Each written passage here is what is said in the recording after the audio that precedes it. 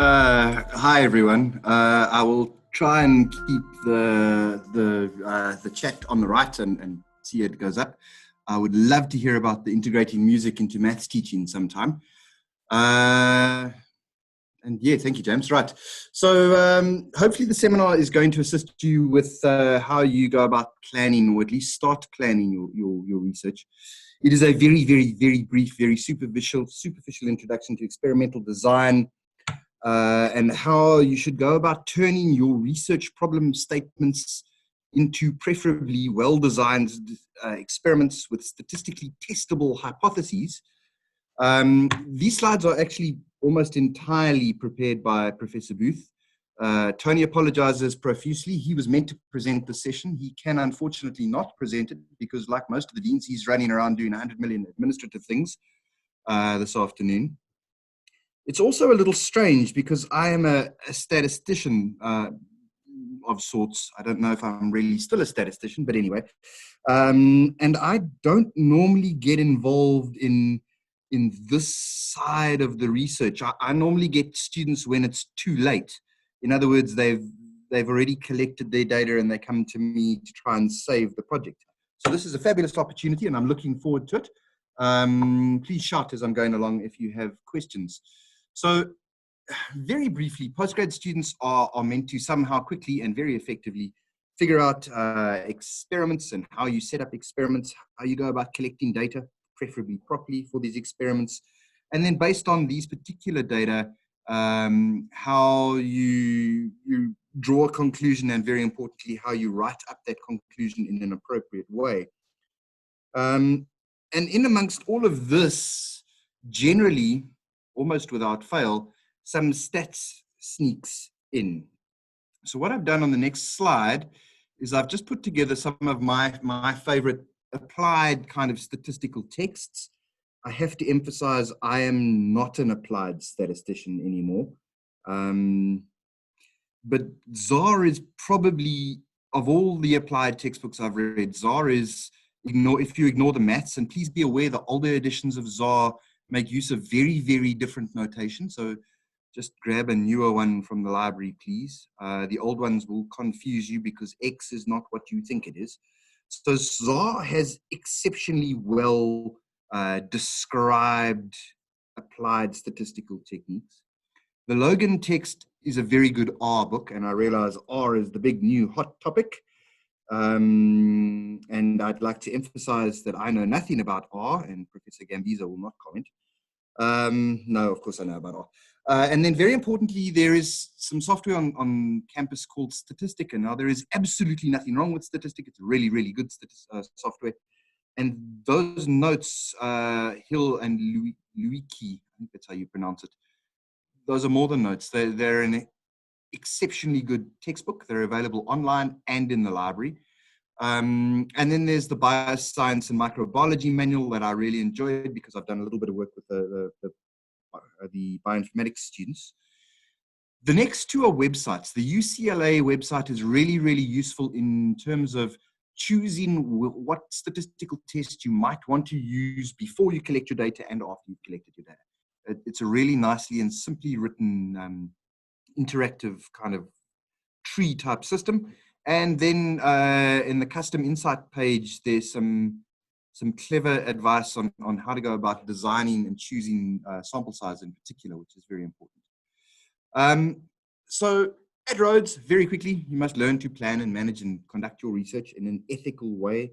And to do this, you need to reflect on your existing research. You need to look at your own findings within the context of your own research, etc. Now, all of you are probably very, very, very good at reading the theory or the descriptions within your field of study.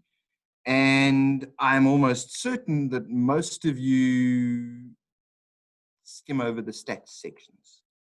Most of you skim over the experimental design sections.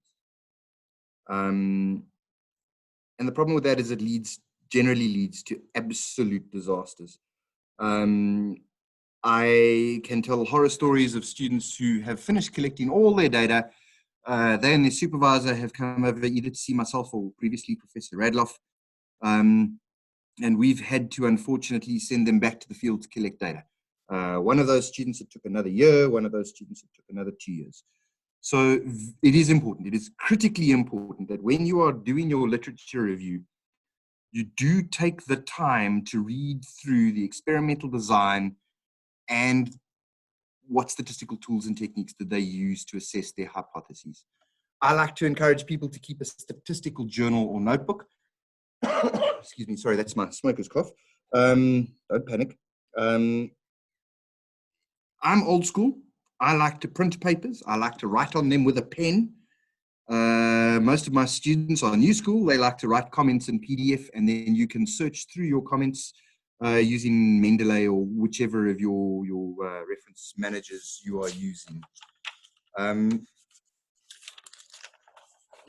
So let's make certain that we don't land up in the situation where you have to start again. Now, when doing the statistical literature review, what do you need to note? Well, you need to note what was the research hypothesis, which is generally not the same as the statistical hypotheses, which is the point of the seminar.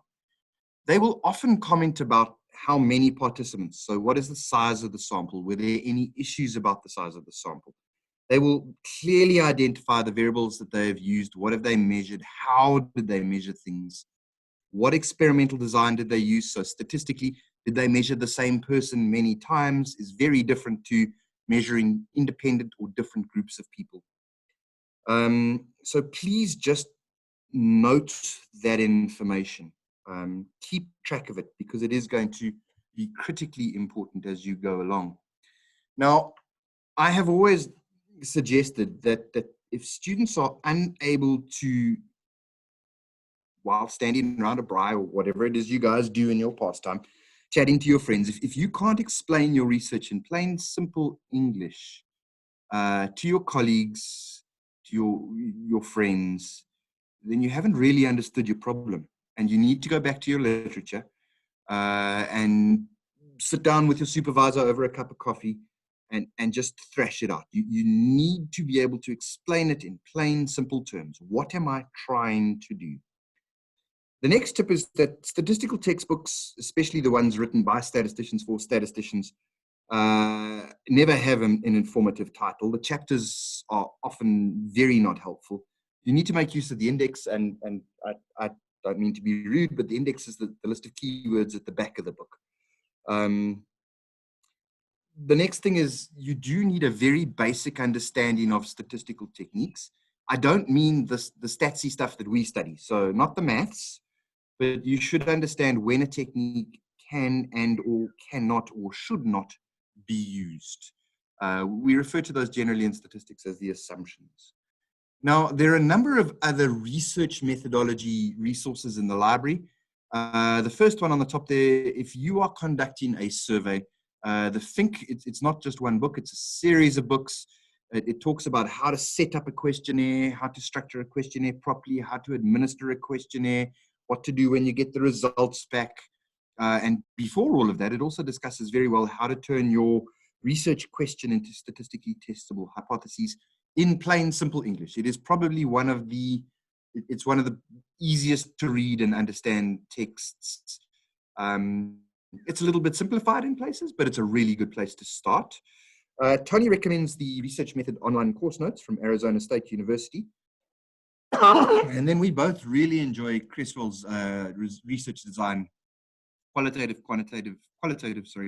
and mixed methods, an exceptional book. The management students, the last two really, management and psychology, very useful and also quite simple and introductory. Now, nobody likes stats except for the statisticians. This article is written for the microbiology students, but there are similar review papers in each of your disciplines, which points out or describes in plain, simple English without any maths, the most common statistical tools and techniques utilized in your field of study. You need to find one of those sorts of papers and you need to read it. And you're probably going to have to read it a couple of times. your supervisor can probably identify or point you in the right direction. Most of these papers always end with consult a professional statistician. Yes, but before you get to the statistician, you need to be able to explain it to us in very, very simple terms. We're not experts in your field. You need to help us turn your research hypothesis into simple, understandable things for statisticians. Okay, so praxis is probably one of the only words I learned in my teaching diploma, but anyway. When you have started your reading and you're getting going, you need to clearly formulate or understand what is the aim of your experiment. And then from that, how and what are your hypotheses? Are you making a model? Are you making a prediction? Are you comparing and contrast? And very importantly, and today's crux is, how do we turn those ideas into statistically testable hypotheses? Once you've got that far, you're going to go out and collect your data. In red, in front of you, is archive a copy of your data. So you've got your data, and it's going to take you a while. You're going to clean your data. So you're going to have a copy on your laptop and a copy on your flash disk, and you think you are safe. And then somebody steals your laptop, and in your laptop bag was your flash disk, and you don't have your data. So in this day and age, it is utterly criminal for any Rhodes student not to be making use of any of the online data storage facilities and making certain that your data is not only on your laptop or your desktop, but it's also on your flash disk, and it's safe and you can get it later. Okay, please, please, please keep an archived copy of your data. And obviously at some point you're going to get through the statistical analysis, and then you need to write your conclusions. And it's very important. There is a particular way to write conclusions, and very, very, very important. They need to be linked to your hypotheses, which are linked to your literature review. Okay. Right. The most common question I get in terms of experimental design is, how many participants or observations do I need? So sample size determinations. All of that is driven by your data. So in general, I cannot answer the question unless you have some idea about what statistical tools and techniques you're going to be wanting to use and what the variation of that data is. And that comes from your literature review. So yes, we can estimate in advance, before you go and collect data, how much data you should collect to make certain that you meet certain requirements. For example, effect sizes, levels of significance, and power.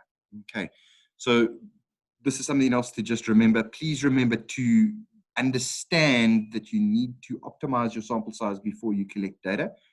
The next major concern for students when they pop into my office is this difference between parametric and non-parametric statistics. I'm not certain why it causes so much consternation. Possibly because in your undergraduate courses, if you did one in statistics, you did t-tests and chi-squared tests and ANOVA, which are all parametric statistical tools and techniques. They all require some sort of assumption about the distribution from which you are sampling, or because my sample's big enough, that good old central limit theorem kicks in, and therefore I can use a T or a Z or a chi-squared. Now, there is another entire section of statistics called non-parametric statistics where we don't make those assumptions. You will see these sorts of tools and techniques when you're doing your literature review. Non-parametric techniques typically have higher power than parametric techniques if the parametric technique is being applied where it shouldn't be. In other words, where you're not meeting the assumptions. So when doing your literature review, please keep an eye out and open for suggestions about sample size, and don't be afraid of the non-parametric statistics. They're just another group of statistics that are used to assess hypotheses. Right, that's the basics. How do we go about doing statistics? Statistics not so important. We're going to get to the statistics later in the postgrad seminar series. Right now, we've got to speak to you about how do you structure your research. Basically, you should start off with some broad questions. What is it you want to investigate? And you should have a whole bunch of statements on a whiteboard that you then thrash out and you narrow down and you focus and you come up with specific testable hypotheses. Once you've got the hypotheses, you look at your experimental design, Then you go out and you collect the data. Once you've collected the data, you analyze it using appropriate statistical tools and techniques.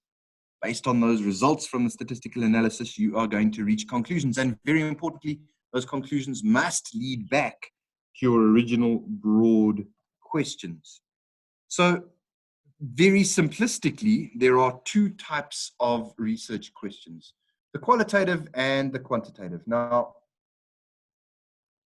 right here, we're in the middle of Tony's slides, which is why it's emphasizing the science. Quantitative questions typically use specific words. So can I determine a specific value? Can I determine the influence of? Can I relate variable A to variable B? Does variable A cause the change in variable B? Is there an impact if I add? Is there an effect? So those are normally the verbs that you're going to have in your research question that are indicative of doing a quantitative study. Qualitative studies are typically more what and how type questions.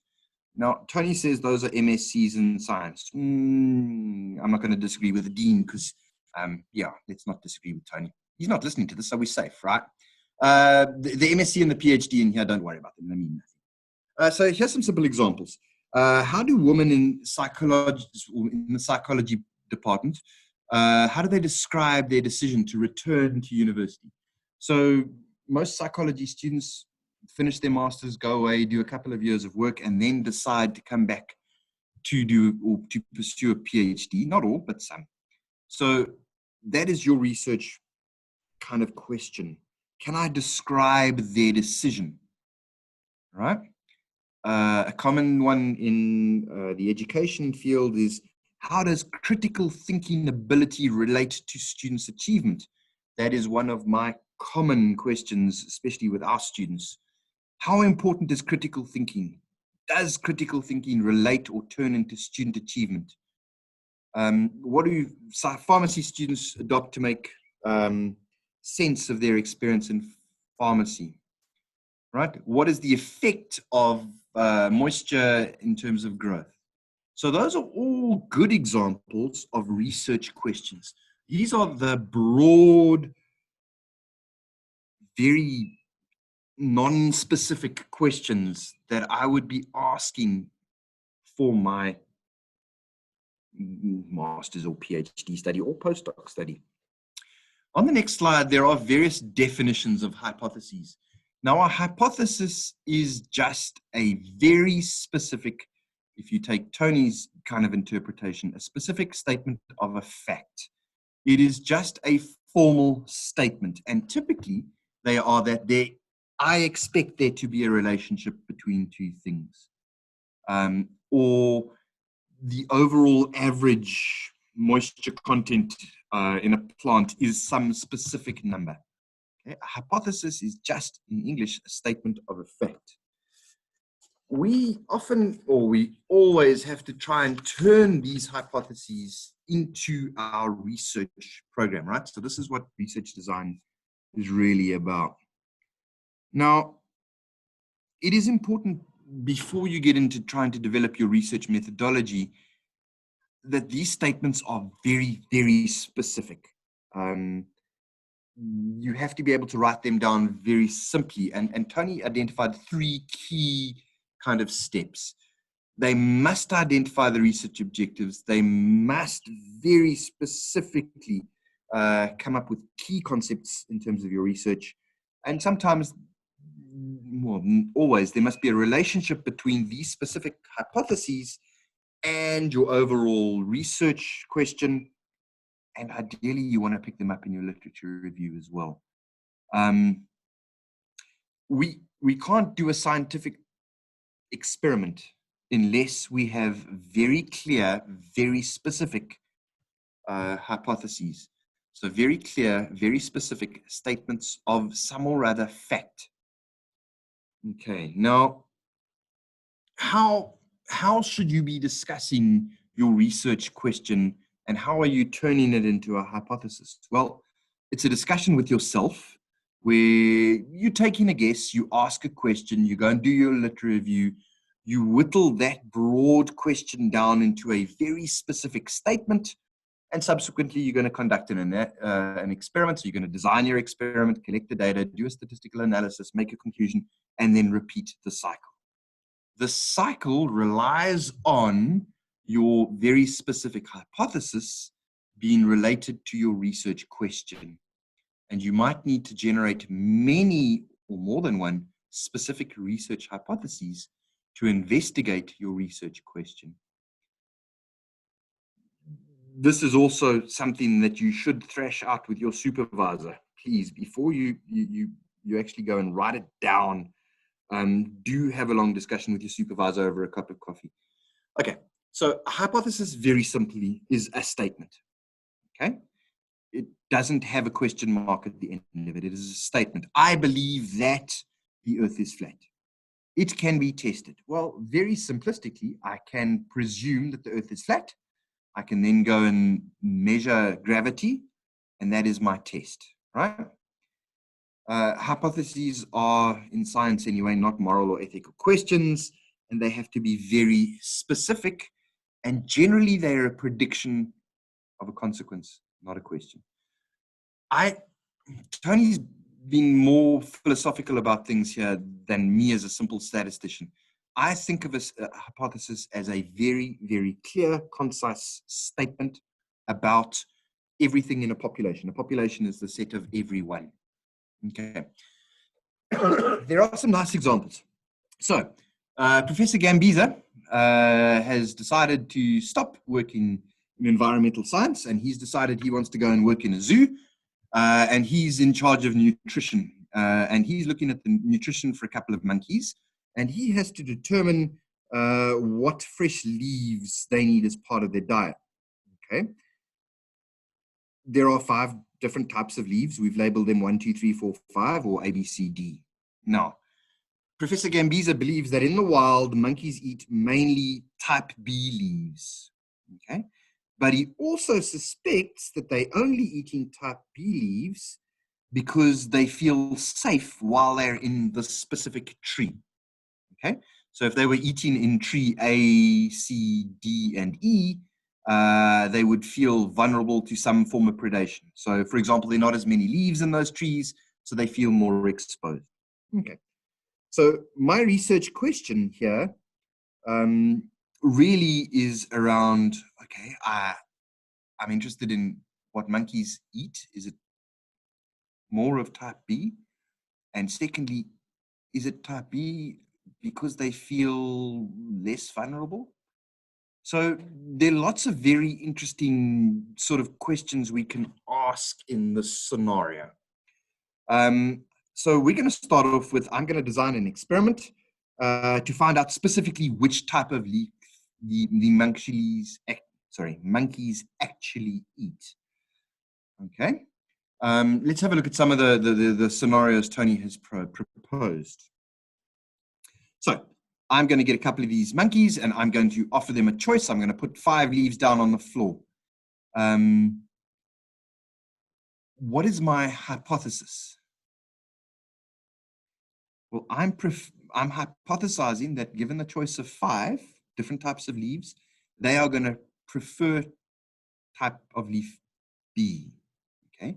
Now, this is a proper experimental design, research design, if you will, because it is a specific statement where I can predict or anticipate the outcome of these poor monkeys having to choose a leaf. And it is testable because I can collect data that then links to my hypothesis.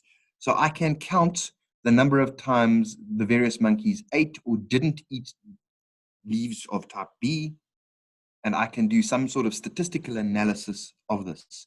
Now, this is the key about a hypothesis. This is the key question you need to ask about your hypotheses is, are they predictable? Are they testable? Okay.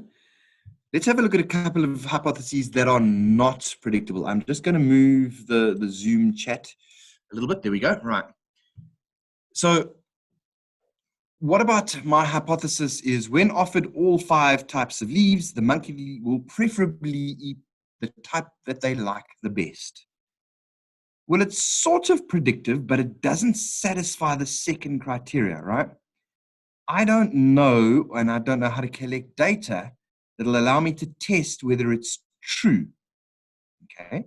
So my data might show me that the monkeys prefer one type of leaf, but not why they preferred that type of leaf. In other words, what's best. Okay, the next example, so this doesn't satisfy the second criteria. The next example is similar. And this is a common problem, especially in the sciences. And I'm not going to pick on James anymore. So a student is going to write their hypothesis as follows. When offered all five types of leaves, the monkeys will preferably eat leaf type B, and that's because they feel safest in this particular habitat. Now, the statement it satisfies both of the criteria. However, our monkeys, if we think of our research design, our monkeys are choosing a leaf from the floor. So we haven't measured or observed anything to do with their habitat.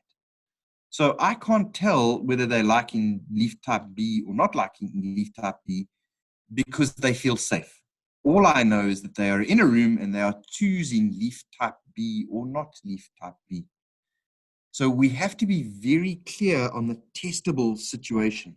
We have to make certain we can test all the various components of our research statement, our hypothesis. Okay, I have to be, there are a couple more in here and I could go through them for hours, but I'm going through this a little bit slowly. The key criteria is that we have to have predictable statements.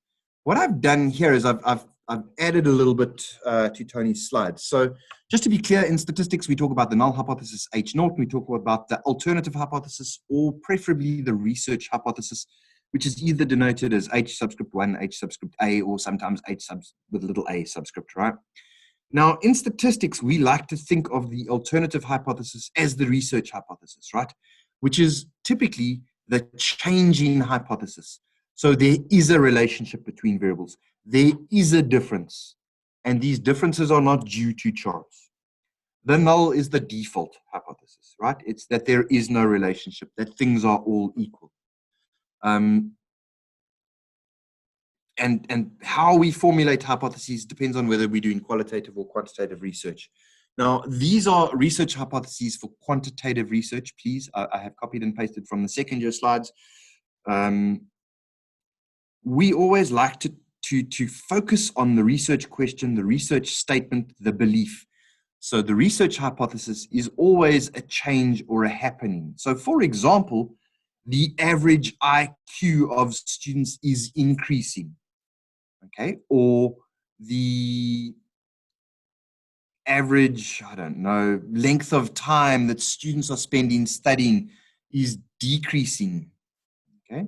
Or alternatively, the proportion of students who are attending classes is not the same as, so not equal to. Okay. Now in statistics, please note these little noughts underneath just simply denote the value of the mean if H naught is true, right? So it's changing from some previous number. Okay. So statistically, we always think of the research hypothesis as the changing or the happening hypothesis. And this is what research statements usually are. It's a statement of fact, and you believe that there is something different to the past. What is that different? Well, it's either that a parameter, so for example, the average or the proportion is greater than or less than or not equal to some other unknown value, right? Or else it can be about a population having a specific shape or distribution, okay? So the population is normal, or the distribution of proportions of students at Rhodes in first year, second year, third year is different to the distribution of proportions of students at UCT in first year, second year, third year. The is different is the changing or the happening. The null hypothesis is just the opposite of that. And typically we think of it as the null, the default. We think of it as the nothing happening. So the status quo remains. There is no relationship. The population is normal. The distribution of the various categories at Rhodes is the same as the distribution of the various categories at UCT. So simplistically, alternative hypotheses, research hypotheses are change hypotheses. The null hypothesis is the default. The nothing happening is the equals to the no change hypothesis. which is the summary of that slide. Right. This is also something that is very important. I see this all the time. Hypotheses are always about the population, right? So all Rhodes students. Hypotheses are never about a particular sample. So here's an example. I am interested in the length of time my students are spending online. I would never test to see that the average of the 7 students in my class, my randomly chosen 7 students, test to see if that average of the sample is different to 17. Why would I do a hypothesis test about that? I don't need to do a hypothesis test. I just need to grab the results from those 7 students, work out the mean. Well, I found the mean is 21. 21 is not the same as 17, so obviously it's not 17, right? We do not test sample statistics. What I'm really interested in is what is the overall average length of time that all students in my 3rd year class are spending studying, right? And we use Greek letters typically in statistics for the average of a population, all students in my class. So I test hypotheses about everyone in my class using a sample. And the using a sample and how I choose the sample is your research methodology step. Okay. Please, we never test the sample mean or the sample variance or the sample slope. We always test the population mean, the true unknown mean of everyone, the true unknown variance of everyone, the true relationship. Okay, and we do those tests based on sample statistics and sample data. Now, there are basically 2 types of reasoning, inductive and deductive reasoning. Induction takes very specific instances and then tries to generalize. Deductive is the other way around. We take general principles and then we try and find a conclusion. In induction, we try and look at patterns to come to a conclusion. In deductive reasoning, we use facts, theories, rules, etc. Okay, now, the quantitative approach is, for me, as a statistician, the easier approach. So when I'm doing a study, I'm using words like what or how. I've got to try and understand a scenario, or I've got to explore a scenario. And typically, I'm going to try and formulate this in terms of some parameter. So the average of everyone, there is a relationship. What is the relationship? Okay, those sorts of questions. The qualitative, sorry, the quantitative is the doing. Okay, the qualitative is the what or the how. Qualitative research is very much outside of my sort of field of study. I have done some qualitative work with the psychology department, and yeah, they will collect data. For example, they'll go and conduct interviews. They'll go and interview many people, and they will ask them, what are you doing? How are you doing it? And they try and take those focused group interviews typically and use the information gathered typically from open-ended discussions, refer it to the literature to justify their approach. I am absolutely the wrong person to ask about qualitative research. I'm just reading through Sue's questions. A copy in the cloud is necessary, yes.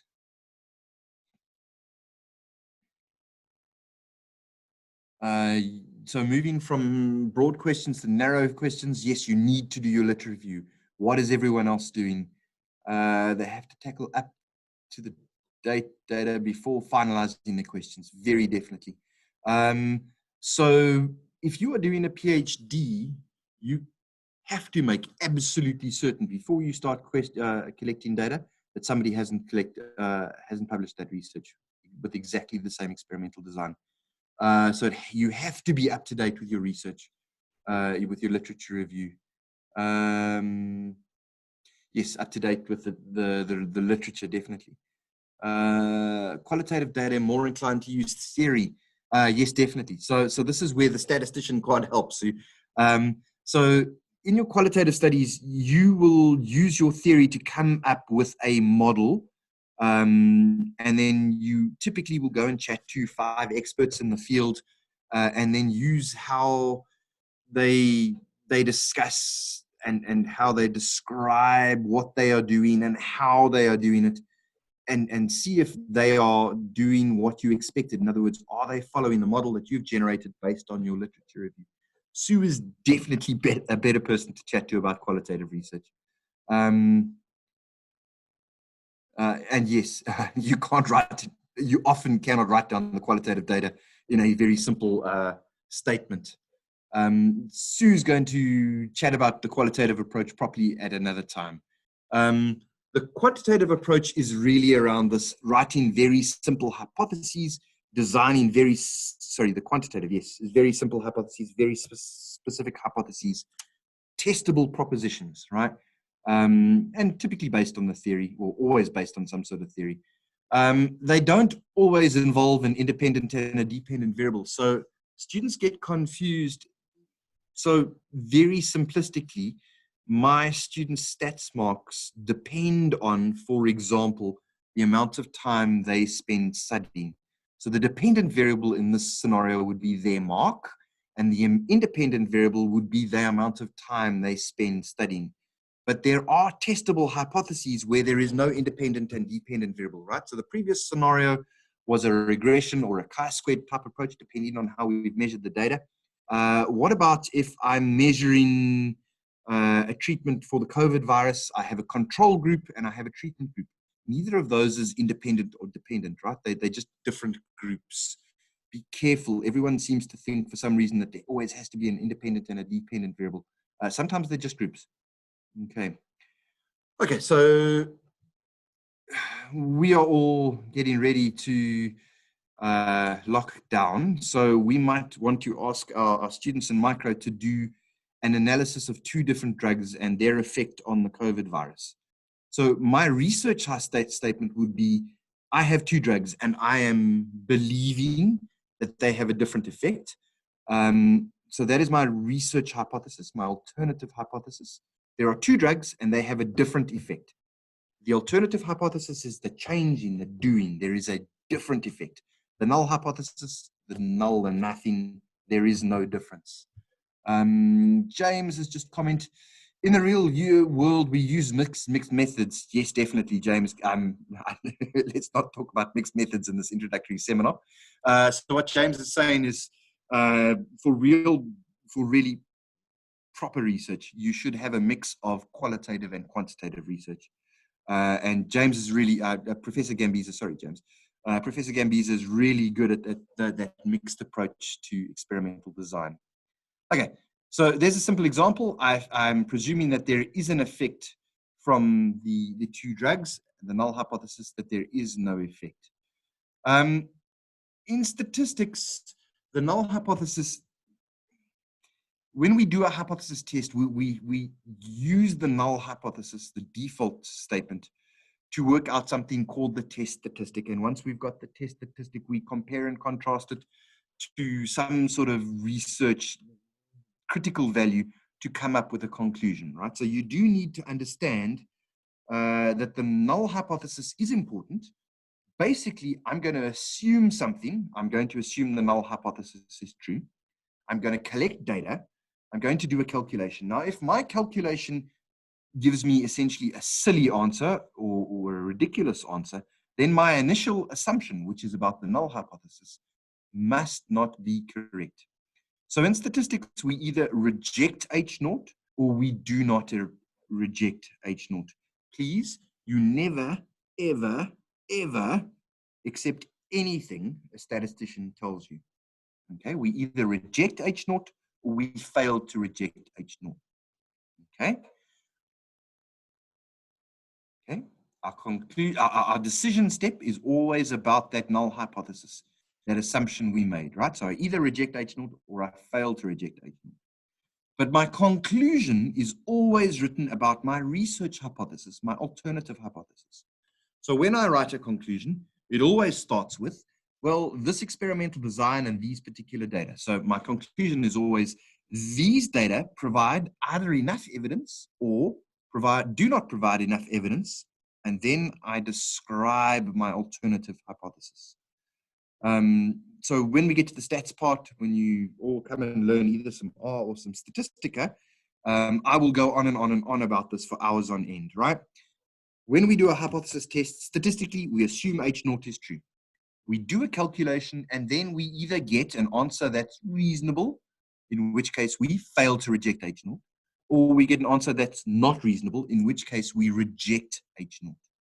Okay, that's the decision part of our research statistics, research methodology. But our conclusion is always about the alternative hypothesis. Why does conclusion focus on H0 and never H1? So basically, the statistical method that we're using here, it's either the Neyman-Pearson method or the likelihood ratio method. It is essentially, it's the same basically, very basically, and I apologize to any statistical colleagues who might be listening, but basically this is a proof by contradiction. So if I assume something, I can only prove that my contradiction, my assumption is wrong if I get a ridiculous answer. Okay. So our conclusion is always about the alternative hypothesis. I either reject it or I fail to reject it. And if you want, James, go and have a look at proofs by contradiction. Sort of, it's actually called, for example, the Neyman-Pearson likelihood ratio test. We assume H0 is true, and we make a decision. It's either too big or it's not too big. If it's too big, well, then I've made a mistake. In other words, I reject it. If it's not too big, well, then I can't reject it. So I must really conduct the experiment again. Now, the next part, yeah. If you did a first-year stats course, you all know alpha and beta. Now, these are critical ideas in statistics, and they're very easy to explain. So at the moment, so in the columns, I have my true health situation. At the moment, I'm either well or I'm sick. Hopefully, I'm well. I'm going to wander over the road to Dr. Oosthuizen, who's going to do a diagnosis on me, and he's going to decide that I'm either sick or I'm well. Now, if I am actually well and Dr. Oosthuizen decides that I'm sick, then he's made a mistake. Okay? If I am well and Dr. Oosthuizen decides that I'm well, then, okay, that's fine. That's correct. That's nothing wrong with that. However, if I'm sick and Dr. Oosthuizen decides I'm sick, well, that's fine. That's not an error. If I'm sick and he decides that I'm well, then he's made a mistake, or there's the wrong decision. Okay. Now, in statistics, we take this table, exactly this table, and we just write it down in general. Okay. Just reading Sue's comment. Proofs by contradiction. Yeah. Okay. James, we can chat about proofs by contradiction properly just now. So this table is exactly the same. So this is the statistical equivalent of Dr. Oosthuizen and my visit to the doctor, right? So what we have in the column are the true situation. So the null hypothesis might be true. The null hypothesis might be false. In other words, the alternative hypothesis is true. So I'm going to go out. I'm going to collect my data. Based on my data, I'm going to make a decision. Now, if I reject H0, in other words, my decision is that H0 is false, when in fact it is true, I have made a mistake. And that mistake is called a type 1 error. Okay, and the probability of a type 1 error is just called alpha, which is on the next slide. So that's the first type of error that can arise in statistics. And the second type of error that arises in statistics is where I fail to, so I conduct my experiment and I failed to reject H0 when I should have, right? So H0 is false. It is not true. And I have decided not to reject it. That is a type 2 error. Now, they have very special meaning, okay? The type 1 error, or the probability of a type 1 error, is called the level of significance. And it's typically denoted by that Greek letter alpha. Now, depending on the type of research you are doing, that level of significance is typically specified before you even collect the data, right? So in pharmacy, it's typically 1% or 0.01. In science, it's typically 0.05%. In the management and in psychology, it's typically 10% or 0.01. Okay. So the level of significance is normally specified in advance. Okay, so alpha is chosen in advance before you collect your data, and you choose what that level is. So it's the probability of making a type 1 mistake. Okay. Now, beta is the probability of a type 2 mistake. In other words, I failed to reject H0 when I should have. We don't fix beta. Okay, what we actually do is we work out 1 minus beta. Now, 1 minus beta is called the power of a test, right? The power of a test, very basically, is the statistics' ability to find a result if it is actually present. We want power to be high. In other words, we want beta to be small. Now, the problem here is that if I fix alpha, it has an effect on the possible values of beta.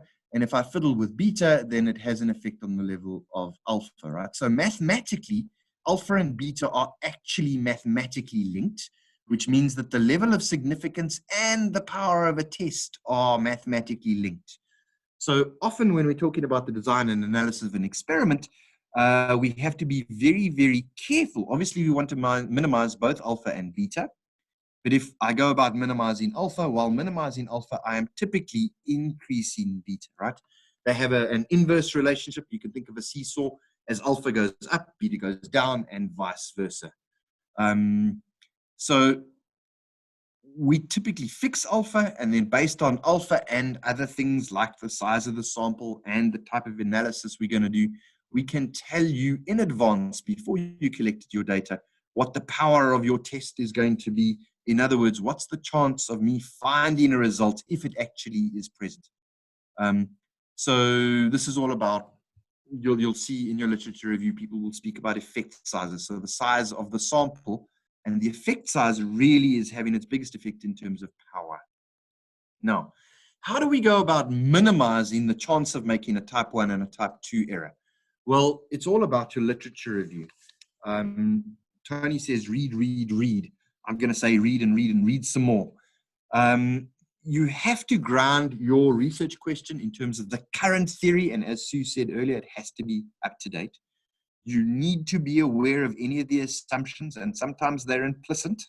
So you can't presume that if I'm looking at my monkeys in a room that they're choosing leaf type B because they feel safe, because you're not observing them in the room, right? That's a bad mistake. Sue says lockdown equals reading time. Yeah. Lockdown equals making slides time. Okay, so please read, do your literature review. It is also a good idea to do a preliminary study. This is not always possible. So for example, ethically, it's not always a good idea to kill a couple of mice just because you want to check that you're not making any mistakes. We'd rather you read and read and read some more. However, it is a good idea if, for example, you're doing a questionnaire, to go out and administer that questionnaire to 5 people and then ask them in advance, was there any confusion about any of the questions? That's a very important one for all those of you who are making use of questionnaires, especially if you're making use of any of the well-known constructs and questionnaires if they were developed overseas. So you're going to change them to the South African context. Please be aware of the effects of language. Do a preliminary study, get people to fill in your questionnaire, and then ask them if they were uncertain with any of the questions. Be very, very careful with language and questionnaires. Janet, I'm also struggling to maintain my focus. I have actually decided just to keep a normal regular work day. So I get up and I make certain that I go into my study at 8 and I stay in my study until lunchtime, and then I go back into my study after lunch and stay in there until 5 o'clock in the evening. Long may it last. It might last because that way my wife can't yell at me and make me do tasks around the house. Okay, I'm getting distracted. So yeah, please do your reading. Do your literature review. This is the best way of making certain that you don't land up in my office and we go, well, you don't have enough data, we can't test your hypothesis. You have to make absolutely certain that your research and your hypotheses are current, especially if this is a PhD. You have to make certain. If you go out and do your literature review and then you go to publish and somebody goes, no, but wait, somebody published this 6 months ago, we're not going to accept it for publication. It's also then generally in the sciences a master's, because it's not new and novel, even though you might have thought it up because you worked really hard, but because you didn't do your homework, it's not new and novel. So you can have a second master's, but you definitely can't have a PhD. Please do make certain before you start collecting data, have a look at your research design, your statistical analysis. Make certain that you have got the correct effect sizes. So if your sample size is too small, you might find a statistically significant. You're going to reject H0. You're going to conclude there is enough data to conclude that my research hypothesis is true. And then you do, okay, what was the effect of my size of my sample? Well, that entire result, that rejecting H0 and concluding that my research hypothesis is true, is primarily as a result of the size of your sample, right? In other words, that result is statistically meaningless. You have to make certain before you start collecting data, you have to check your effect sizes. And be honest. Be honest with your supervisor. Honesty always works. Sometimes you get yelled at by your supervisors. We are human. Sometimes you yell at your supervisors. James, I'm sure you've had students yelling at you too. We understand you're human. If that has to happen, to have honest, frank conversations, we'd prefer no yelling.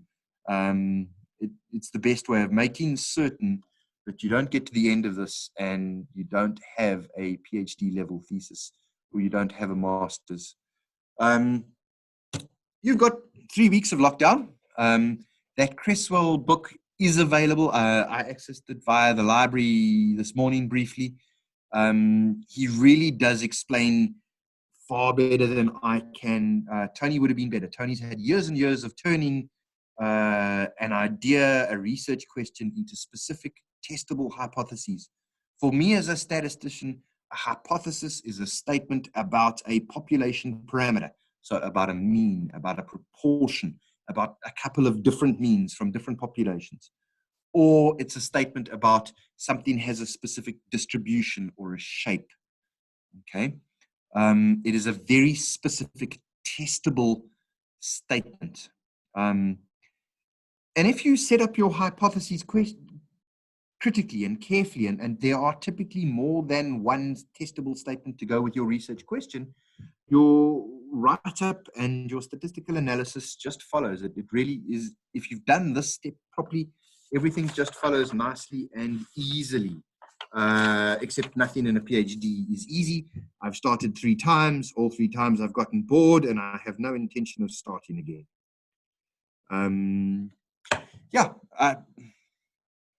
I hope I've made sense. I think I went a little bit fast, but I've used up my hour. So please fire away questions. Sue, would you like to open the conversation? Yes, thank you so much. I think that was very useful. I studied stats in first year in 1985 and haven't studied it since then. So pretty much everything I ever knew back then in first year has entirely escaped my brain. But I do have to read statistical analyses often because, as I said earlier, when you're reading in a field, you need to read all the people that are doing research in that field, and some of them will be using statistical methodologies, and it's very difficult to be able to make sense of and to use those readings if you don't at least have some kind of sense of how knowledge is made in that field. So for me, it's been a very useful session. I hope it has been for many of the others. If you have any questions, please do pop them into the chat bar. And as Jeremy said, we are going to be having a range of these on all sorts of things, like using R or collecting qualitative data or doing qualitative analyses and so on and so forth. And I'm sure that you'll just keep up to date through the mailing list and hear what's coming up and then see what will be of use to you. One of the things I just want to underline that Jeremy spoke about is this need to read at sort of 2 different levels. On the one hand, you're reading literature on the phenomenon that you're studying, in order to see what is the cutting edge conversation, what are the current ways of thinking about that phenomenon. But at the other level at which you're reading is at the level of the methodology. And that's where I thought that idea of a statistical journal, I think you called it, Jeremy, I think is such a good idea. I often talk to students about keeping a reading journal, which is really a diary for themselves, but in which they kind of note what they've been reading, how it's useful, what the main argument of the reading is.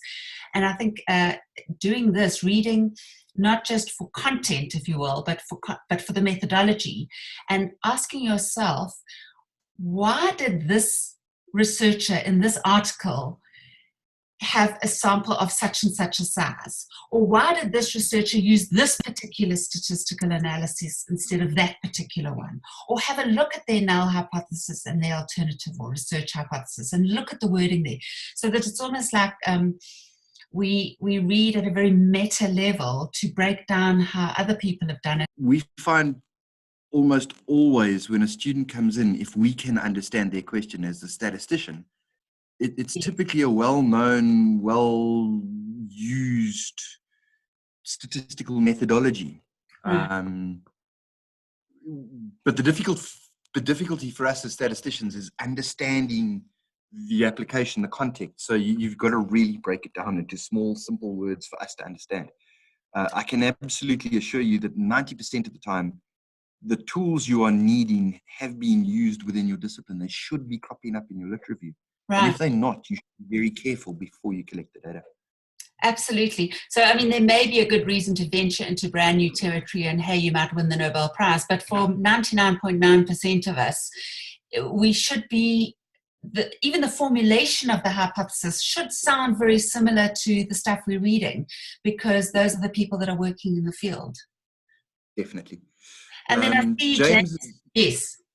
Yeah, James is yeah, the statisticians are not overly in love with p-values, and we never have been, and we never will be. But they are, when used correctly, and they are abused. When used correctly, they are the current method of making decisions. That will change in the next 5 to 10 years. It's already changing in terms of the way we as statisticians are coming up with new processes and techniques. And I have already seen in a lot of the biological sciences, they are moving into the world, into essentially the Bayesian world of statistics. So for now, when you're doing your literature review, keeping your stats journal, just be careful, look carefully within your field. There are lots of issues around p-values, and you will start to see a lot of the use of the word Bayesian. I'm not aware of examiners rejecting, because normally at that point supervisors come and speak to me, of rejecting theses because you followed the p-value approach just yet. James, you might know of some, but I do have to caution everyone, statistical tools and methods are undergoing large change, and within 5 to 10 years it's going to be very different. That's very interesting. I think one of the problems with the significance issue, I'm sure there's more complex ones, but I think one of the problems is that word significant is an English word as well as a statistical word. So I think often it causes all sorts of confusion for non-statisticians who say, yeah, but it's not very significant, or yes, it's very significant, with a misunderstanding of that word significant meaning important in English. And so I think that is just one part of the problem. It's very similar to the word theory that is misunderstood, because in English theory means hypothesis. A theory is a guess. Oh, that's your, or yeah, it's an assumption or a guess. It's your theory. That's your theory. I don't care. And of course, in academia, theory is a sort of tried and tested explanation. And I think significance is one of those troublesome words which means something different in the discipline of statistics to what it means in English.